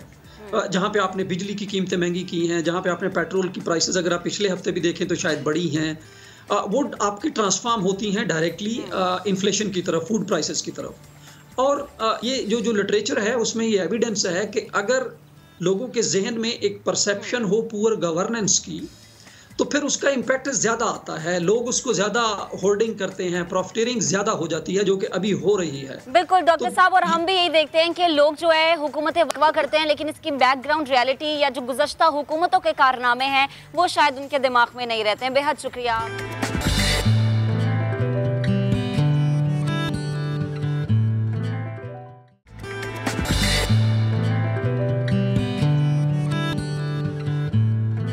जिक्र हम करेंगे कराची का। और कराची से एक अच्छी खबर है हमारे पास कि कराची का यूं तो सारे ही मसले बड़े मसले हैं, लेकिन एक मसला है क्राइम का जिस पर हम आहिस्ता आहिस्ता काबू पा रहे हैं। कहना चाहिए हम सबको, कुफ्र टूटा खुदा खुदा करके कराची में अमन व अमान की सूरत हाल पिछले सालों के मुकाबले में बहुत बेहतर हो रही है। World crime index survey report में कराची, जो कि पहले 6ठे नंबर पर था, यानी दुनिया भर में जिन ममालिक में क्राइम होता था उसमें कराची 6ठे नंबर पर था, लेकिन कुछ सालों में अब 2020 में कराची का नंबर 103 आ चुका है। यानी 6 सालों में हम 6 से 103 पर आ गए हैं। और ये बेहतरी जिस तरह मैंने कहा कि 6 सालों में आई है, सर्वे रिपोर्ट के मुताबिक 2014 में कराची क्राइम इंडेक्स में 6ठे नंबर पर था, जहां क्राइम की सरगर्मियां ज्यादा थीं, लेकिन बतदरीज कमी से 2015 में कराची 10वें पर आ गया। बिल्कुल, और शुएब यही वजह है क्योंकि हम देख रहे हैं कि कहीं ना कहीं काम तो ज़रूर हो रहा है। हम बहुत ज़्यादा क्रिटिसाइज़ करते हैं कराची में कि कराची में उस तरीके से इंतज़ाम नहीं जिस तरीके से होना चाहिए, आवाम को इस हवाले से सहूलियात देनी चाहिए, आए दिन क्राइम रेट बढ़ है। लेकिन ये जो सर्वे है, ये जो रिपोर्ट है, वो ये बता रही है कि कराची में इंतज़ामिया कहीं ना कहीं एक्टिव ज़रूर है, काम हो रहा है, तभी तो इतनी तब्दीली आई है। काम हो रहा है तभी तो कराची जो है वो इस नंबर पर आया है। और ये बेहतरीन है, ये बेहतरीन इसलिए है क्योंकि आवाम को समझने की, आवाम को सोचने की ज़रूरत है कि कोई भी चीज़ फौरन से असरअंदाज नहीं हो जाती, कोई भी चीज़ फौरन से अपना रंग दिखाना नहीं शुरू कर देती। अब कराची में जो प्रोजेक्ट्स आगे आ रहे हैं, कराची को जिस तरह से सेव किया जाएगा, कराची को जिस तरह से अब मेंटेन किया जाएगा, कराची में जिस तरह से सिक्योरिटी का निज़ाम होगा, वो यकीनन इस बात की अक्कासी करेगा कि नहीं, कराची में काम वाकई हो रहा है। और इस काम की वजह ये है कि कराची के शहरियों की जान, कराची के शहरियों का जो माल है, वो वहाँ की इंतज़ामिया की जिम्मेदारी है। तो शुएब, आपके पास क्या है कराची की सिक्योरिटी के हवाले से, क्या प्लान आ रहा है? ठीक है, अब महक, हम जब प्लान की बात कर रहे हैं और सिचुएशन जिस तरह से हमने बेहतर की और मज़ीद बेहतर करने जब हम उसकी बात करते हैं, तो ज़ाहिर है एक तरफ तो हमें ये ज़रूर देखना होगा कि पिछले चंद सालों में सिक्योरिटी फोर्सेस ने किस तरह से यहाँ पर काम किया, रेंजर्स ने किस तरीके से यहाँ पर अमन की कोशिशों में जानें कुर्बान की हैं। वाज़े हिकमत अमली जो गवर्नमेंट की रही है, जो सिक्योरिटी इदारों की रही है, उसकी आज हम बात कर लेते हैं। हमें इस वक्त ज्वाइन कर रही हैं क्रिमिनोलॉजिस्ट हैं यूनिवर्सिटी ऑफ कराची से डॉक्टर नाइमा सईद। डॉक्टर साहिबा, एक तरफ ये खबर, एक तरफ ये सर्वे और एक तरफ फ्रॉम 6 to 103, नो डाउट ये स्टैट्स हैं, बहुत अच्छे हैं। लेकिन डॉक्टर साहिबा, हमारी जो रिपोर्टिंग टीम है, जब वो खबरें हमारे सामने लेकर आती है और जब हम जनरली सोशल मीडिया पर भी देखते हैं और आसपास हम लोगों से डिस्कस भी करते हैं, छीना झपटी की वारदातें हों, मोबाइल छीनना, जिस तरह फुटेज में इस वक्त दिखा भी रहे हैं, ऐसी बहुत सी फुटेजेस सामने आ जाती हैं। ये वारदातें तो कम नहीं हुई, ये वारदातें तो हमने देखा कि बढ़ी हैं। मोबाइल फ़ोन छिन जाना, मोटरसाइकिल छिन जाना, चोरी डकैती की वारदातें हो जाना। तो मुझे प्लीज़ थोड़ा समझाइएगा, ये जो सर्वे रिपोर्ट होती है, ये किन पॉइंटर्स पर तरतीब दी जाती है? इसमें चोरी और छीना झपटी, मोबाइल फ़ोन का या स्ट्रीट क्राइम का जो वेटेज है वो कितना होता है? जी बहुत शुक्रिया। ये बहुत ही खुशाइन बात है कि वर्ल्ड क्राइम इंडेक्स पे कराची का जो रैंक है वो 103 पे आया है। एक्चुअली इसके लिए जो अभी आपने मुझसे सवाल किया कि हमारा मतलब पोजीशन तो हमारी बेहतर हुई है वर्ल्ड क्राइम इंडेक्स में कि हम जो है वो सेफ्टी, क्योंकि इसका अपोजिट है सेफ्टी इंडेक्स। तो लेकिन बज़ाहिर हमें जो है लगता है कि हमारे अतराफ़ में अक्सर हम टेलीविज़न ऑन करते हैं तो जराइम से मुताल्लिक़ खबरें सुनने को मिलती हैं सोशल मीडिया पे। अब थोड़ा सा पहले मैं इस पर रोशनी डालूं कि ये वर्ल्ड क्राइम इंडेक्स बनता कैसे। वर्ल्ड क्राइम इंडेक्स एक्चुअली एक स्केल है जिस पे आप क्राइम को मेजर करते हैं। ये 0 से 100 तक का एक स्केल होता है, ठीक है। अच्छा, क्राइम माइनस तो कहीं हो ही नहीं सकता दुनिया में, किसी भी मुल्क में, किसी भी शहर में आप क्राइम को 0 पे लेकर नहीं जा सकते, क्राइम 0 नहीं होता। लेकिन इसमें इसके लेवल में फ़र्क आता रहता है, कहीं पे लो होता है, कहीं पे हाई होता है, कहीं पे मॉडरेट होता है। ये क्राइम इंडेक्स एक्चुअली इस तरह से बनता है कि इसमें जो है वो इसको हम कहते हैं कि crime index based on the crime rate पर 1000 पॉपुलेशन इन सिटी, ठीक है। किसी भी शहर की जो 1000 पॉपुलेशन को हम उस पर देखते हैं कि क्या क्राइम रेट है। अच्छा, इसके अलावा इसमें हम 8 किस्म के जो हैं वो क्राइम लेते हैं। 8 क्राइम, वो एक ट्रेडिशनल क्राइम है जिसमें रेप भी है, जिसमें मर्डर भी है, जिसमें चोरी चिकारी की वारदात है, जिसमें जो है बगलरी है, इसमें जो है वो मुख्तलिफ जो है इस तरह की मोटरसाइकिल या ऐसे कह सकते हैं कि व्हीकल थेफ्ट है, इस तरह के क्राइम है। अच्छा, अब हम ये देखते हैं कि हमारे पास किस तरह के क्राइम आ रहे हैं। ये एक्चुअली अमेरिका से स्टार्ट हुआ। अमेरिका में जो है वो ये स्टैंडर्ड बनाया गया कि वहाँ पर जो है वो क्राइम को इस तरह से मेजर किया गया। अभी आपने जो बात की कि कराची का जो है इंडेक्स पे जो है वो 103 है। एक्चुअली ये भी मैं थोड़ा सा क्लियर कर दूं कि 103 रैंक है और इंडेक्स जो है वो इसका रेसिप्रोकल होता है। यानी 2014 में कराची जो है वो छठा जो है वो डेंजरस सिटी था अगर दुनिया का, तो उसमें वर्ल्ड क्राइम इंडेक्स में इसका नंबर 81 था। आज 103 है, तो ये नियर टू 45-46 नंबर पे आता है। यानी हम इस वक्त मॉडरेट क्राइम रेट पर हैं, क्योंकि इस स्केल का, इस जो इंडेक्स का उसूल ये है कि ये 20 to 40 के दरमियान जो है वो लो क्राइम रेट जो है वो शुमार होता है। इससे आगे जो है वो हम जिस पोजीशन पर हैं, कराची जिस पोजीशन पर है, डॉक्टर साहबा, यानी फिर हम 6 से 103 पर नहीं आए, हम 86 से 103 पर गए हैं। देखें, ये रेसिप्रोकल है। मकसद ये है कि एक है रैंकिंग और एक है इंडेक्स। अच्छा। ठीक है, इंडेक्स में जो है वो आप गए हैं 103 पर, यकीनन आप मॉडरेट क्राइम इंडेक्स में आए, क्योंकि रैंक जितना जो है वो कम होता है, इंडेक्स आपका बढ़ता है। रैंक जितना आपका बढ़ता है, इंडेक्स जो है वो आपका कम हो रहा होता है। ठीक है, इस वक्त आप 103 पर हैं रैंकिंग में, और आप नियर टू 45-46 जो है वो आप इंडेक्स में, वर्ल्ड क्राइम इंडेक्स में। और जब 6 पे, तो उस वक्त इंडेक्स क्या था कराची का? 81 था उस वक्त। 81 था हमारा इंडेक्स, वर्ल्ड क्राइम इंडेक्स में हम 81 नंबर पे थे। ओके, अच्छा। जिस तरह से वर्ल्ड क्राइम इंडेक्स से इसी तरह से सेफ्टी इंडेक्स भी होता है कि आप दुनिया के महफूज शहरों में किस नंबर पर हैं। तो कराची कितने नंबर पर है इस मामले पर? इस वक्त हमारी सिचुएशन यकीनन पहले से बेहतर हुई है। 2014 में हमारी सिचुएशन यकीनन जो है वो आज से जो है वो काफ़ी जो है वो मुश्किल में हालात थे, और मुख्तलिफ किस्म के रेंजर्स ने ऑपरेशन किए, और सिंध पुलिस की कुर्बानियां हैं। यानी डॉक्टर साहब, हम ये कह सकते हैं कि भत्ताखोरी और कत्लो गारतगिरी, ये 2 मेजर चैलेंजेस थे जिन पर काबू पाया गया है।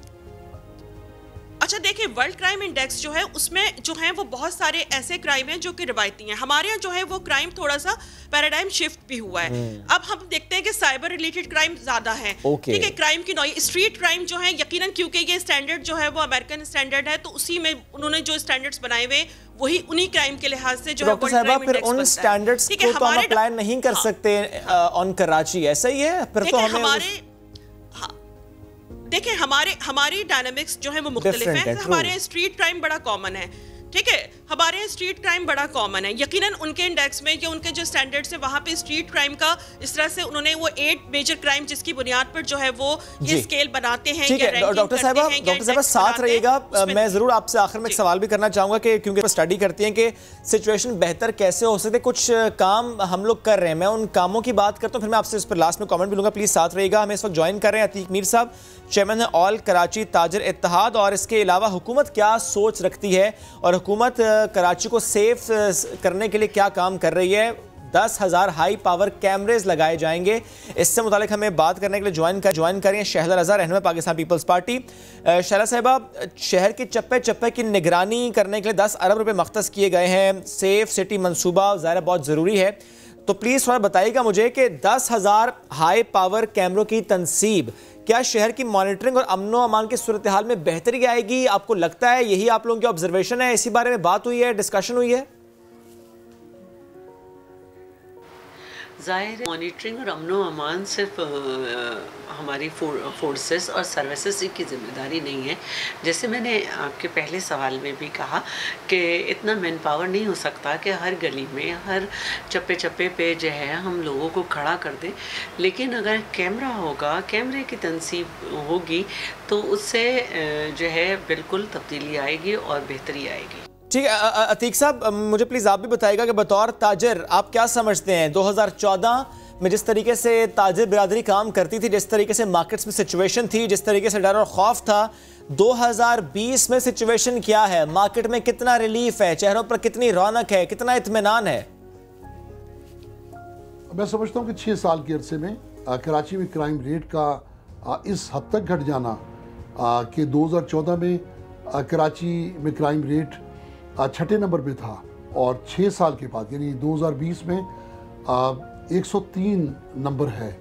ये इदारों को मुबारकबाद मैं देता हूँ क्योंकि कराची शोरिशों का शहर रहा है, कराची बदअमनी का शहर रहा है, कराची का माजी बड़ा हौलनाक है और मुस्तकबिल में आज भी लोग सेंस ऑफ इनसिक्योरिटी के शिकार हैं। लोग चाहते हैं कि मुस्तकबिल में मुकम्मल तौर पर कराची पुरअमन हो और मैं समझता हूँ सिक्योरिटी इदारों में ये सलाहियत है कि वो कराची को मुकम्मल तौर पर कराची में पूरे मुल्क में अव्वल दर्जे पर ला सकते हैं। कराची बेहतरीन अमन का हामिल हो सकता है। यहाँ के सिक्योरिटी इदारों में ये क्वालिटी मौजूद है। बहरहाल मैं अहलियान कराची को और उन तमाम इदारों को जिनकी एफर्ट से ये दर्जा बेहतर हुआ है मैं मुबारकबाद पेश करता हूँ और कराची के अमन और खैर के लिए खैर सगाली के जज्बात पेश करता हूँ। ठीक, अतीक साहब साथ रहेगा। शैला साहब जाने वापस आते हैं। हमने देखा कि पहले भी कैमरास को फाल करने की बात हो रही थी लेकिन वो चीज़ें हुई नहीं। तनसीब का मामला डिले से डिले होता गया, 1 साल से ज़ायद का अरसा हो गया। क्या अब कराची वाले उम्मीद रखें कि सेफ सिटी प्रोजेक्ट उस तरीके से काम करेगा जिस तरीके से करना चाहिए? अच्छा, ये कहना गलत है कि मंसूबा जो है वो गैर फाल रहा, उसके मुख्तलिफ मराइल हैं जिस पर अमल हो रहा है और फिर हम ये भी देखते हैं हर चीज़ में कि हमारे अपने सूबे के अखराजात क्या हैं। अभी जो क्वार्टर आया है 80% हम फेडरल पे रिलाई करते हैं। अभी जो हमारा क्वार्टर आया है इसमें 65 बिलियन का शॉर्टफॉल है और हमारे बजट के वक्त 2020-21 के 229 बिलियन जो हैं वो हमें विफाक की तरफ से नहीं मिले। तो हमारे सारे तरक्याती जो पुराने काम हैं हम सिर्फ उन्हें ही फोकस कर रहे हैं, नए को तो हम देख ही नहीं रहे, लेकिन ये अपने वक्त पर ही हो रहे हैं। ठीक, अतीक साहब आप कहिएगा, कारोबारी मामलात में भी नज़र है आपकी। अब सर्वे ये बता रहा है कि कराची में बेहतरी आ रही है, तो क्या ताजिर बिरादरी या पैसा इन्वेस्ट करेगी? हिचकिचाहट का शिकार तो नहीं है? कराची चूँकि बेहतरी की तरफ आ चुका है और मैं देख रहा हूँ कि कारोबार में काफ़ी हद तक रौनकें भी नज़र आ रही हैं, लेकिन ये कराची की जो हकीकी तिजारती जो शक्ल है वो नहीं है। ये माशी हब है, इससे बहुत आगे जाना है। कराची में जू अमन बेहतर होगा और सबसे बड़ी बात, एक गैर यकीनी सूरत हाल से सरमायाकारों को, ताजरों को, सनतकारों को निकालना ज़रूरी है। जब कभी भी मुस्तकबिल के अंदेशे लाख होंगे तो सरमायाकार का हाथ रुकता है। जबकि मैं समझता हूँ कि रफ्ता रफ्ता हम उस नहीज पर जा रहे हैं जहाँ कारोबार को मज़ीद बेहतर होना चाहिए।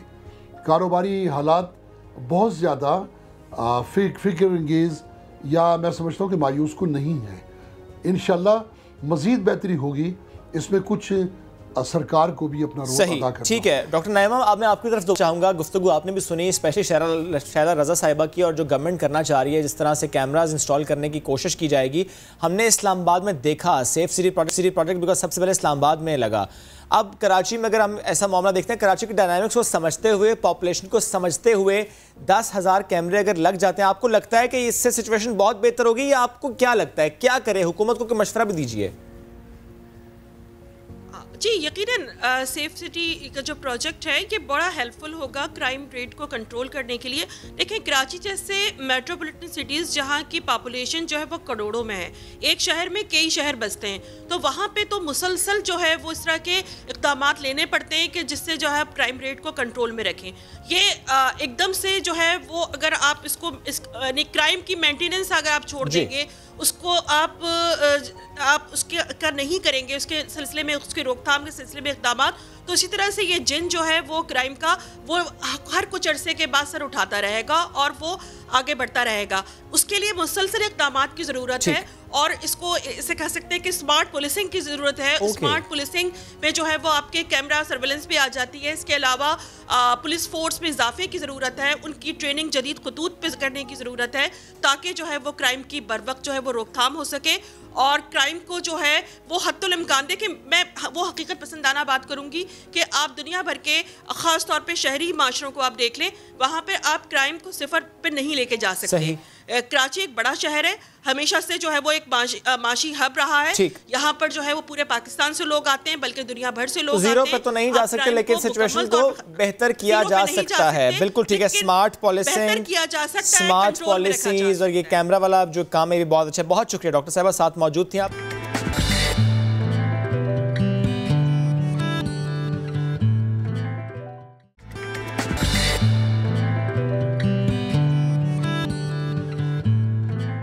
Welcome back. मेरे पास है मौसमी, तो आज बात भी हम करेंगे मौसमी की। कुदरत का बेशबहा खजाना लिए इंसानों के लिए अनमोल तोहफा है क्या? ज़ाहिर है मौसमी फल और मौसमी की आज हम स्पेशली बात करेंगे। मौसम बदल रहा है, मौसमी आ रही है, किसी को ज़रा मुश्किल से मिल रही है, कहीं कहीं पर मिलना थोड़ा सा आसान होता जा रहा है। मौसमी के फ़वाइद क्या हैं, किस बीमारी से बचाता है? मलेरिया, अक्सर जिगर और मैदे की गर्मी समेत चेहरे की चमक और हुस्न बरकरार रखने में मौसमी, because one of the richest source of vitamin C is this mausami. तो मौसमी का इस्तेमाल किस तरह एज मेडिसिन आप कर सकते हैं, इस पर बात करने के लिए आज हमारे साथ हमारा पैनल मौजूद है। We have herbalist doctor Bilquis and dermatologist doctor Khurram Mushir. Good morning to both of you. कैसे हैं? अल्हम्दुलिल्लाह, आप दोनों सुनाए कैसे हैं? ठीक ठाक है। आप हमें कॉल कर सकते हैं, कोई मसला अगर आप जानना चाहते हैं तो हम उस मसले का हल ज़ाहिर इन पैनल से पूछेंगे, मैं तो कुछ बताऊंगा नहीं। तो starting the conversation from doctor Khurram. Doctor Khurram, ये काफ़ी अर्से बाद आज आप आए हैं हमारे पास, तो प्लीज़ स्टार्ट आप ही से कर लेते हैं। मौसमी के फ़वाइद क्या क्या हैं? बिल्कुल, अच्छा देखिए, बड़ी इंपॉर्टेंट शो है। आप देखें कि जब हम बात करते हैं ब्यूटी की, खूबसूरती की, सबसे इंपॉर्टेंट चीज़ होती है जो लोग समझते नहीं है, एंटीऑक्सीडेंट। ओके, चाहे आपका रंग आप निखारना चाहें, गोरा करना चाहें, चाहे आप झाइयाँ ख़त्म करना चाहें, प्रेगनेंसी से निजात, जो प्रेगनेंसी के बाद निशान आते हैं, या फिर आपकी कोई चोट लग गई हो इवन, ठीक है, उसकी हीलिंग के लिए। और सबसे इंपॉर्टेंट, बहुत सारे लड़के आपने देखा होगा, ख़वातीन धूप में जाते हैं, ठीक है, तो बाइक पे जा रहे होते हैं, या ख़वातीन थोड़ी देर बाजार जाती है तो उनके पूरे चेहरे पे एक बटरफ्लाई रैश बनती है। लोग कहते हैं लगता है तितली बैठी हुई है। तो अगर आपकी ग़िज़ा अंदर से, और ये बड़ा इंपॉर्टेंट है कि क्योंकि एशियन स्किन है और माशाल्लाह हम मास्क वास्क तो पहन रहे कोरोना से बचने के लिए, मगर शहर कितना साफ़ है, हम सब ने खुद आंखों से देखा हुआ है। तो इतनी आलूदगी है कराची, तो पोल्यूशन से हर सड़क भरी हुई है। तो उससे आपको बचाव के लिए खाना और लगाना विटामिन सी। और अच्छा, एक बड़ी इंपॉर्टेंट चीज़, विटामिन सी हम लोग बहुत आमतौर पर जानते हैं, एक बड़ा अच्छा एक विटामिन होता है CQ10 एंजाइम, जो 5 चीज़ों में बहुत होता है। इतना मुश्किल सा है, ये होता कहाँ पे है? नहीं, मैं बताता हूँ। CQ10 एंजाइम, अच्छा, ये आपके ना सिर्फ ये कि आपकी स्किन को अच्छा रखता है, आपकी कुव्वत मुदाफ़ियत को बढ़ाता है कि आपको बीमारी से बचाए, हार्ट को बहुत मजबूत रखता है। किस में होता है? ये आपको मिलेगा सिट्रस चीज़ों में, ठीक है, सिट्रस जैसे कि कीनू, लीमू, कलेजी, पालक, टूना फिश, अमरूद में भी मिलेगा, अमरूद में भी मिलेगा, अमरूद मिलेगा। और सबसे इंपॉर्टेंट चीज़ है जो हमारे मौसम के लोग खाते हैं ना, फल, जैसे मोंगरे, एक बड़ी सब्जी, लोगों को पता ही नहीं मोंगरे क्या है, ठीक है, या मशरूम्स, वो आप खाते हैं, जब आप च्यू करते हैं उसी वक्त एंजाइम्स आपके पूरी बॉडी में पूरा सर से लेके आपका, बच्चों को अगर पढ़ाई में जरा प्रॉब्लम है तो अगर आप उनको CQ10 एंजाइम और जिनको बायलोबा विटामिन सी के साथ है तो बच्चों की हाफजा बहुत तेज होती है। सिट्रस फ्रूट्स देंगे तो ये जो मुश्किल सा नाम आप ले रहे हैं ये बच्चों को मिल जाएगा। अरे बड़ा सिंपल, CQ10 इतना मुश्किल भी नहीं था। CQ10 तो इसमें है CQ10 एंजाइम। ये 2-4 CQ10 खा लें। 2-4 CQ10 रोज खाएं। अच्छा, ये बड़ी अच्छी बात है, इस मौसम में खाएंगे तो जो आपको नज़ला, जुकाम, खांसी, बुखार, एलर्जीज, रैशेस और सबसे इंपॉर्टेंट बाल गिर रहे हैं, हल्के आ रहे हैं, सब गायब है। तो चलें जी, एक कॉलर है, आपा के लिए कॉलर है, Saima from Islamabad. Good morning कहेंगे, बिल्किस आप सुन रहे हैं, प्लीज सवाल कीजिए।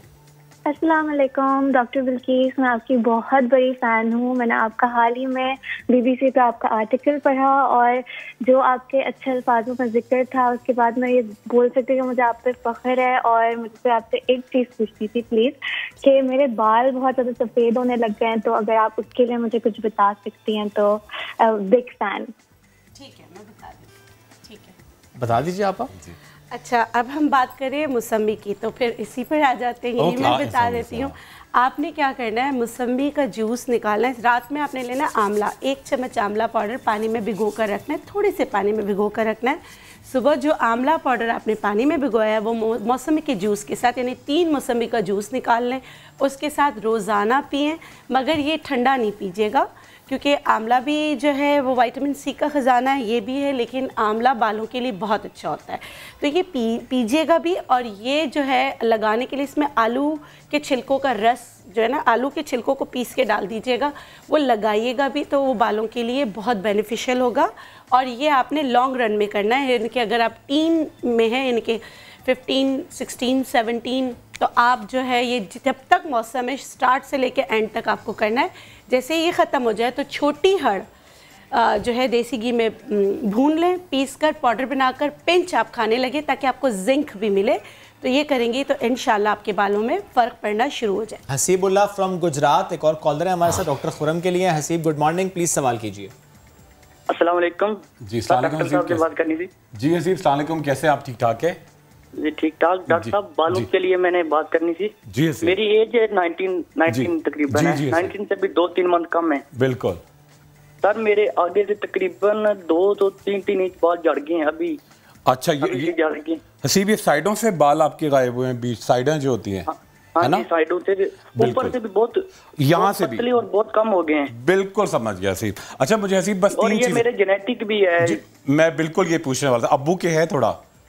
हाँ, अब्बू के है तकरीबन, वो 50 साल के अब्बू के बिल्कुल है ही नहीं ऊपर से। अच्छा, और सेकंड चीज, मामू के कैसे, मामू के नाना के, उनके बाल कैसे थे?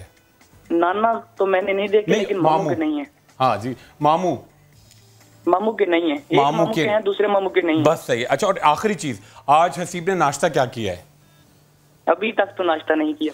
हसीब, यही तो खतरनाकी की है। अब देखना, मैं जबरदस्त चीजें बता रहा हूँ, ऐसी चीजें बताऊंगा जो आपको गुजरात में मिलेंगी, और इसको कंटिन्यू करना है और लग के करना। हसीब, अभी आप बहुत यंग हो, इंशाल्लाह 3-4 साल में बाल बहुत अच्छे हो जाएंगे। ठीक है, बता दीजिए। हसीब ने जी बड़ा इंपॉर्टेंट उससे पूरा निशानदेही कर दी। ये कहलाता है मेल पैटर्न एलोपेशिया। अच्छा, यहाँ से आपके बाल गायब होते हैं और बीच से गायब होते हैं। अच्छा, ये वालिद का इतना फर्क नहीं पड़ता, ये मैटरनल साइड नाना और लड़कियों में होता है वालिद की साइड से अगर थिनिंग आती है। बहुत सारी लड़कियों के माथे चौड़े होते हैं आजकल, ठीक है, क्योंकि वो एक तो डाइट नहीं है, हार्मोन्स नहीं, और आपके फादर की साइड से जाते हैं। लड़कों का क्या होता है कि आप मामू या नाना के जो बाल है उन पर डिपेंड करता है। हसीब, बड़ा सिंपल सा, ठीक है, एक तो 2 टाइम एक मल्टीविटामिन गुजरात में मिलेगी, थैराग्रेन अल्ट्रा, THERAGRAN, ठीक है, ट्वाइस अ डे, छाछ के साथ, लस्सी के साथ डेली खाओ, ठीक है। अच्छा, सेकंड चीज बड़ी इंपॉर्टेंट, आप क्या करें, 3 तेल, एक तो देसी अंडे का तेल, थोड़ा बदबू देगा, ठीक है, कोई मसले की बात नहीं, उसके साथ चंबेली का तेल, ठीक है, इक्वल क्वांटिटी में, और उसके साथ ऐड करना सरसों का या मीठे बादाम का तेल, तीनों तेल मिक्स किए, उसके अंदर 1 मुट्ठी भर के मेथी दाना, ठीक है, और 1 लोशन मिलेगा, क्लोबीडर्म लोशन, ठीक है, छोटी सी शीशी होगी, मिक्स किया, उसके अंदर थोड़े से मूली के बीज ऐड किए, गरम किया, और जहां जहां बाल गायब हैं वहां अच्छी तरह से रब करो। और एक काम और करना, रात को सोते हुए ना सर पे जहां आपने तेल लगाए ऊपर से फ्यूसी कॉट एक क्रीम आती है, पूरे पाकिस्तान में अवेलेबल है, अच्छी तरह रब करके लगाओ। जब भी आप शैम्पू करो ना तो बेबी शैम्पू से बाल धोना, और दूध पीना, सल्फर का कंटेंट ना हो। आप ये मशवरे उन शख्स को दे रहे हैं जिन्होंने सुबह नाश्ता नहीं किया, वो इतने लेजी हैं, और आप उन्हें कह रहे हैं मूली के बीज भी ढूंढो, ये भी लेकर बना के रख लेगा। देखो, ये जज्बा उसको मोटिवेट कर रहे हैं, और नाश्ते के बगैर फोन नहीं करना। Please do your breakfast before calling us. Kashmala from Lahore joining us today. Kashmala, good morning, सवाल किससे करना चाहेंगी? जी, मैं डॉक्टर बिल्कीस से बात करना चाहूंगी। जी, अस्सलाम वालेकुम। वालेकुम अस्सलाम, क्या हाल है मैम? अल्हम्दुलिल्लाह, ठीक ठाक। जी ना, मैंने ना अपने बालों में ना शट डाउन करवाया था, और उसके बाद मैंने कलर अप्लाई किया था, तो उसके साथ मेरे बाल बहुत ज्यादा डैमेज हो गए हैं। अच्छा, ऐसे रफ से मेरे बाल हो गए हैं। अच्छा, ठीक है, मैं बता देती हूँ। और मैंने ये पूछना था कि मैंने ना मेरी स्किन के बारे में पूछना था। क्या पूछना है? ये ना जो मेरी स्किन बहुत सेंसिटिव है, उससे डस्ट प्रॉब्लम भी हो जाती है जल्दी, और एक्ने भी बनना शुरू हो जाती है अच्छा, कुछ दिन बाद। ठीक है, मैं बता देती हूँ। बस आप 1 मिनट हमारे पास प्लीज, आप जल्दी से इनको बता दें। अच्छा, सबसे पहले मैं आपके दोनों मसाइल का हल अगर 1 मिनट में, तो आप डॉक्टर बिल्किस शेख का यूट्यूब चैनल है, मैंने सारी चीज़ें वीडियोस उसमें डाली हैं, वहाँ देख लीजिए। आप अच्छा आ गई हैं, ऐसे ही नहीं बीबीसी वाले लिखते हैं, आप अच्छा आ जाती हैं। अब वक्त बड़ा कम है, लेकिन मैं चाहता कि अच्छा ठीक है, मौसमी से और अदरक ये आपके स्किन के लिए भी अच्छा है, बालों के लिए भी अच्छा है। आपने मौसमी का जूस निकालना है, उसमें पिंच अदरक मिलाना है, वो सर की जड़ों में लगाना है। लेकिन कशमाला आपकी स्किन बहुत ज़्यादा सेंसिटिव है, तो ना आप मौसमी का जूस लगा सकती हैं, ना ही आप अदरक लगा सकती हैं, ये दोनों इसके लिए नहीं है। एलोवेरा सूदिंग होता है, एलोवेरा का प्योर जेल निकाल के उसको बहुत ठंडा करके वो आप अपनी स्किन पे लगाएं, अल्लाह आपको शिफा दे। क्या बात है, ये आप पर बड़ी अच्छी बात की कि हर चीज हर शख्स के लिए और हर स्किन के लिए नहीं है। तो ये मत कीजिए कि वो फुफ्फो की बेटी ने जो लगाया था ना उससे बड़ा अच्छा रिजल्ट है तो मैंने भी वही लगाना, पूरी बिल्डिंग ने वही लगाना, तो ये आपने नहीं करना। तो प्लीज वो कीजिए जो कि आपके लिए बेहतर है। एनीवेज जी, वक्त हो गया खत्म, आप दोनों का बह चुका, सॉरी वक्त आज बड़ा कम था। दोबारा से आपको मधु करेंगे और आप हमें दोबारा से कॉल कर सकते हैं। आप हमें फीडबैक भी दीजिए, अपने सवाल हमारे पेज पर जाकर मैसेज कर दीजिए, हम वो सवाल अपने पैनल के सामने रख देंगे। बहुत सा ख्याल रखें। कल महक आपको ज्वाइन कहां से करेंगे? सुबह सुबह लाहौर के ख्वाबों की जगह से। मैं भी यहीं पर मौजूद हूंगा, अपना बहुत सा ख्याल रखिए। अल्लाह हाफिज।